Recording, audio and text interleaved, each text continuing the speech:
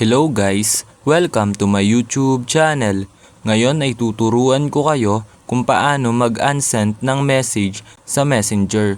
Una, i-open lang ang ating Messenger app. Ayan, then kapag na-open na natin ang ating Messenger app, then pumili lang kayo ng kachat nyo na gusto nyong pag-deletan or pag-unsenda ng message. Halimbawa sa akin ito si Basics Tutorial.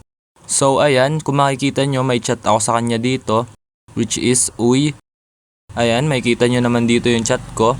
Ayan, itong Uy. Then kapag nakita nyo na yung chat nyo, then ilong press lang natin yung ating chat. Then ayan, ganyan yung lalabas. Then makikita nyo dito yung delete, which is eto. Then kapag nakita nyo na, i-click nyo lang. Then ayan, makikita nyo uli yung delete. Then, i-click lang natin yan. Then kapag na-click na natin yan, ayan, kung mababasa nyo, delete for everyone at delete for you. So, ang pipiliin natin dyan is yung delete for everyone.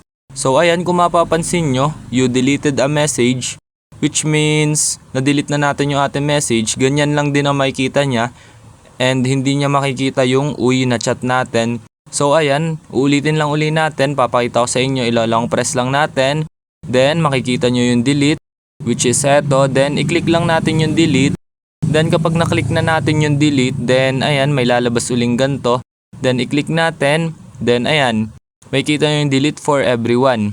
So, pipiliin nyo lang dito is yung delete for everyone. Then, ayan, kung mapapansin nyo, you deleted a message. Ayan, ganyan lang din ang lalabas sa kanya. So, hindi niya mababasa yung ating chat.